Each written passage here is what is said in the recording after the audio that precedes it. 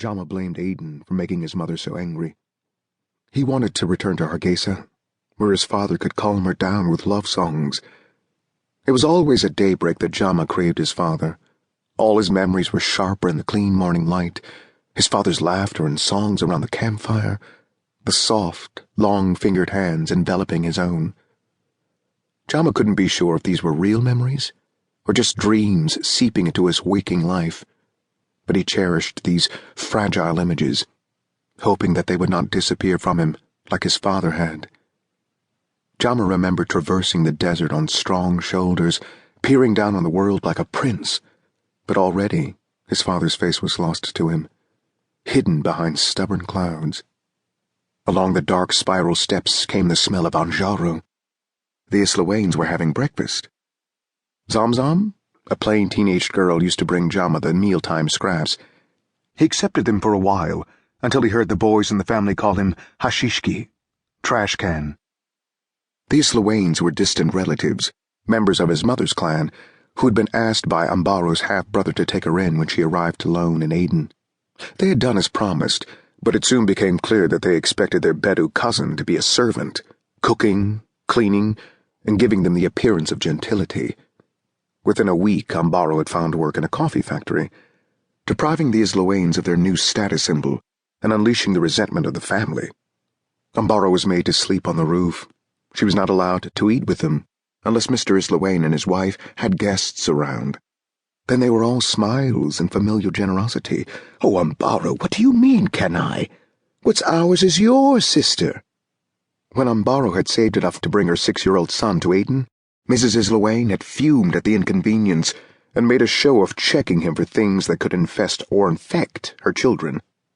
Her gold bangles had clanked around as she looked for nits, fleas, skin diseases. She shamelessly pulled up his ma'ahwis to look for worms. Even after Jama had passed her medical exam, she glared at him when he played with her children and whispered to them to not get familiar with this boy from nowhere.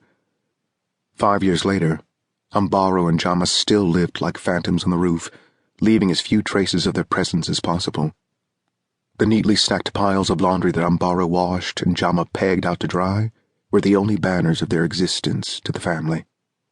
Ambaro left for the coffee factory at dawn and didn't return until dark, leaving Jama to float around the Islawain home, feeling unwelcome, or to stay out in the streets with the market boys. Outside, the sky had brightened to a watery turquoise blue, and Somali men asleep by the roadside began to rouse, their afros full of sand, while Arabs walked hand in hand toward the souk. Jama fell in behind a group of Yemenis wearing large gold-threaded turbans and beautiful ivory-handled daggers in their belts.